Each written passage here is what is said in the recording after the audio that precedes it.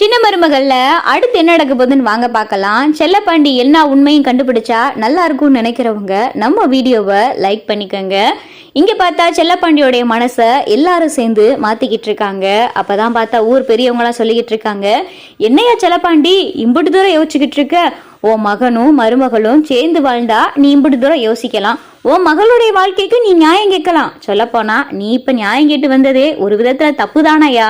உன் மகனும் மருமகளும் கிட்டத்தட்ட பல மாசமா பிரிஞ்சுதானே வாழ்ந்துகிட்டு இருக்காங்க.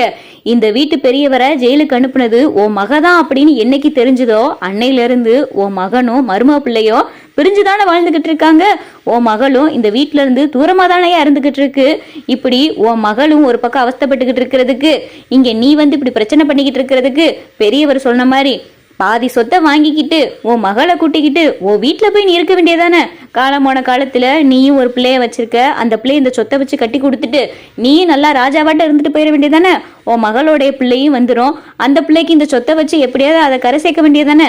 எதுக்கே அப்படி யோசிச்சுக்கிட்டு இருக்க? பிடிக்காத இடத்துல இருந்து என்னையா பண்ண போற அப்படின்னு சொல்லிட்டு ஊர் பெரியவங்களாம் பேசும்போதுதான் செல்லப்பாண்டி சொல்றாரு, என்னையா பேசிக்கிட்டு இருக்கீங்க? இங்க இருக்கிறவங்களாம் என்ன பேசிக்கிட்டு இருக்கீங்க? என் சம்மந்திக்காரவங்க என்னமோ பாதி சொத்தை தரேன்னு சொல்லிக்கிட்டு இருக்காங்க. யாருக்கு வேணும் இவங்க சொத்து? இவங்க சொத்தை பத்தெல்லாம் பார்த்தா நான் கட்டி கொடுத்தேன் என் பிள்ளைய. என் பிள்ளை இம்புட்டு பெரிய குடும்பத்துல போகுது, என் பிள்ளை நல்லபடியா வாழும், என் பிள்ளை நல்லா வாழ்றத பார்த்து நான் சந்தோஷப்படுவேன்னு நினைச்சேன். ஆனா கடைசியில என் பிள்ளை இடத்துக்கே இன்னொருத்தைய கூட்டிட்டு வந்து ரெண்டாம் தரமா என் மருமையனுடைய சம்மதம் இல்லாம கட்டி கொடுக்க பாக்குறாங்க. என் பிள்ளையோடைய வாழ்க்கைக்கு நீதி கேட்டு வந்தா சொத்தை கொடுத்து வாயடைக்கவா பாக்குறீங்க அப்படின்னு சொல்லிட்டு செல்லப்பாண்டி பேசவும், அப்பதான் பார்த்தா தமிழுக்கு பாதி உயிரே வருது. அப்பாடா, எங்க அப்பா சொத்தை பார்த்து ஆசைப்பட்டுட்டு என்னை இங்க இருந்து சொத்தை வாங்கி கூட்டிட்டு போயிருவாரோன்னு நினைச்சேன். பரவாயில்ல, அப்பா என்னையும் இவரையும் சேர்த்து வைக்கதான் பாக்குறாரு அப்படின்னு சொல்லிட்டு தமிழ் செல்லப்பாண்டி முகத்தை பார்க்கவும், நீ ஒன்னும் வருத்தப்படாதா, உங்க அப்பன் சொத்தை பார்த்ததும் ஆசைப்பட்டு உன்னை இங்க இருந்து கூட்டிட்டு போயிருவேன்னு நினைச்சியா? எந்த காலத்திலையும் அது நடக்கவே நடக்காதா. நான் உன்னை இந்த வீட்டுல கட்டி கொடுத்ததே நீ காலம் முழுக்க இந்த வீட்டுல நல்ல சந்தோஷமா இந்த வீட்டு சின்ன மருமகளா நீ மட்டும்தான் இருக்குன்னு ஆசைப்பட்டது.